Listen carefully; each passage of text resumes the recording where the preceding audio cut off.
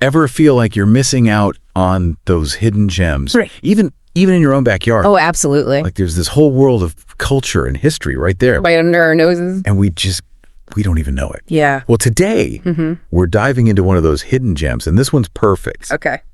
Whether you're a tourist planning a trip Okay. or a local, kind of rediscovering your own heritage, we're talking about Right. Garifuna culture in Belize. Absolutely fascinating culture. I mean, we're going beyond those typical tourist spots that everybody knows. Right. We're really digging deep, and we're using this recent News 5 piece as a kind of our springboard, to jump into this. It features Like our guide? yeah, some amazing cultural activists who are really keeping these traditions alive. Yeah. It's like having personalized tour guides. Exactly. Yeah. Okay. And speaking of guides, the stars of this deep dive are Mathew and Virgin Martinez. Oh, yeah. This incredible husband and wife duo. Dynamic duo. Yeah. Yeah. Known as Garifunaduo. I love it. I know. It's catchy, right? It is. And they're all about sharing the Garifuna way of life. Everything from language and music to food and spirituality. The whole 9 yards. And their approach is really resonating. I mean, Mathew even describes this moment as a cultural renaissance. Wow. He says, and I quote, "It is a very powerful movement that we are experiencing at this particular point in time. Okay. A lot of people are now gravitating towards their cultural identity." It's interesting, though, because this resurgence is happening in a place where Garifuna culture has faced a lot of prejudice. You're absolutely right. It's not just a celebration. It's a reclaiming of identity. The article even mentioned Angela Palacio, a woman who grew up in Belize City. Okay. And her parents always instilled pride in their Garifuna heritage, even when they were ridiculed for it. Makes you think about the strength and resilience it takes to hold on to your culture in the face of negativity. Yeah.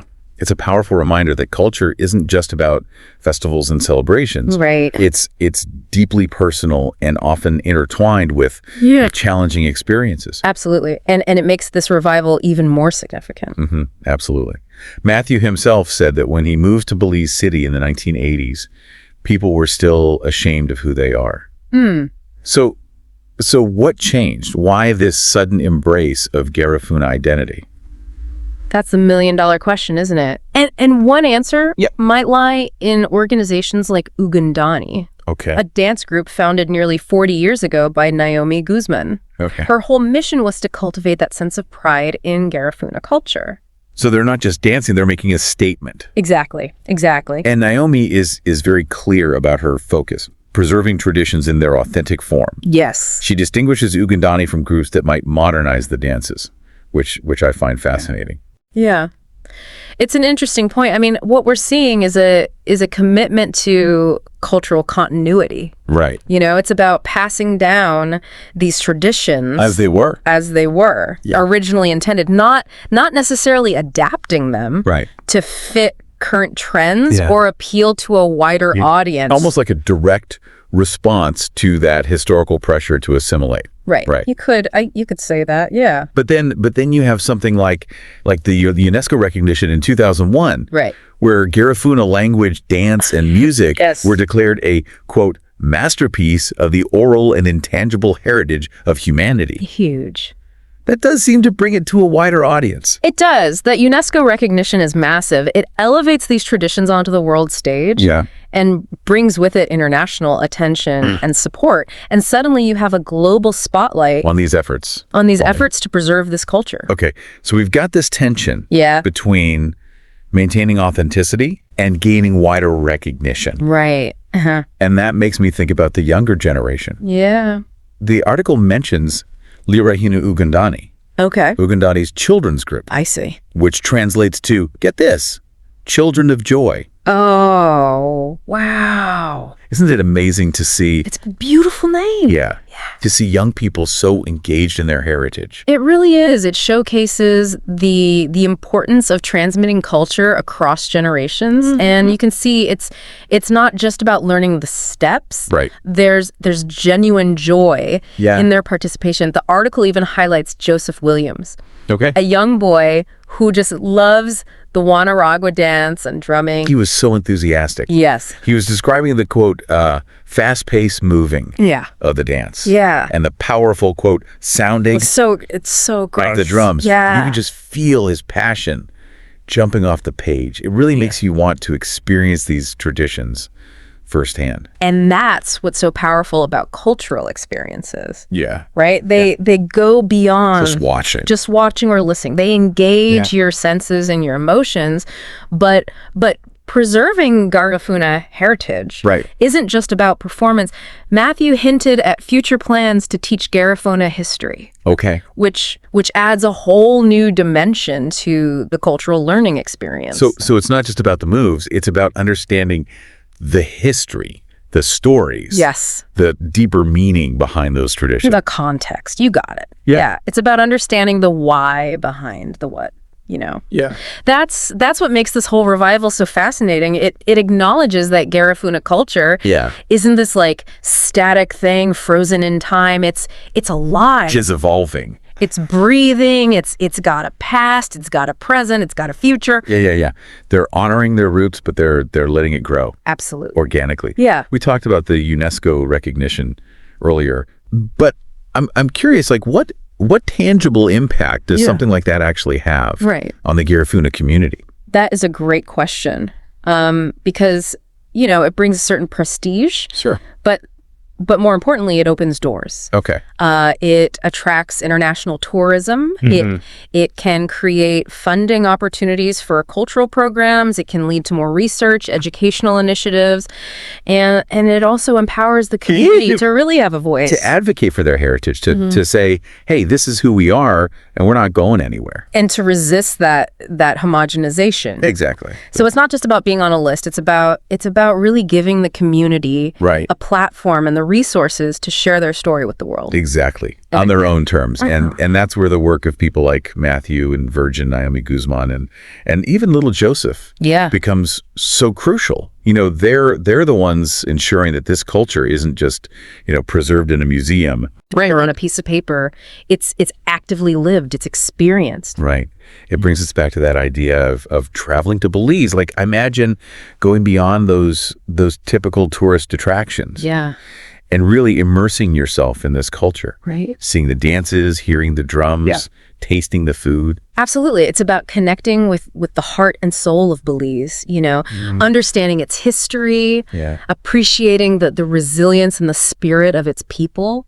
And for those who call Belize home, it's a chance to explore the richness of your own backyard. Yeah, absolutely. To really connect with the traditions that have shaped your country. Yes. And appreciate that tapestry of cultures that make Belize so unique. Yeah. It's a reminder that cultural heritage isn't just something to be, preserved under glass. Put away. It's something to be celebrated, to be shared, to be passed on. It's a living part of who we are. Yeah. And it enriches our lives in so many ways. Absolutely.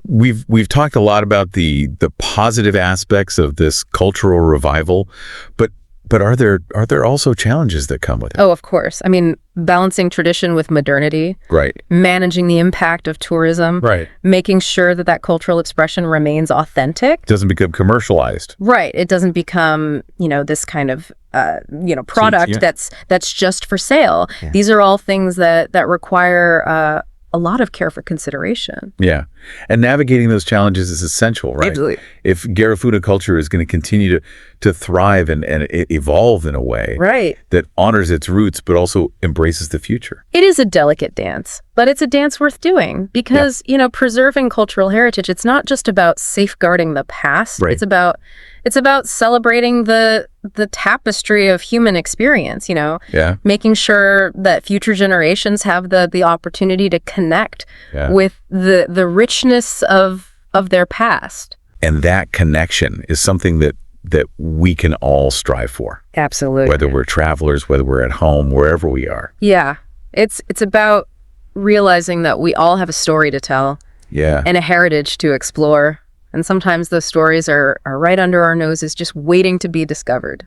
Speaking of stories, one thing that really struck me about the Garifuna people is their resilience. Oh, yeah. They've faced so much adversity, Yet their culture not only survived, it flourished. It's a testament to the power of community, to the importance of passing down traditions, to that unwavering pride in one's heritage. And it makes you wonder, what lessons can we learn from the Garifuna experience? What can other cultures who are facing similar challenges take from this? How can we create a world where diversity is celebrated and heritage is valued? And it makes you realize that preserving culture, it's not just a passive thing, it's an active choice we make every day. Like we have Mathew and Virgin, Naomi, young Joseph.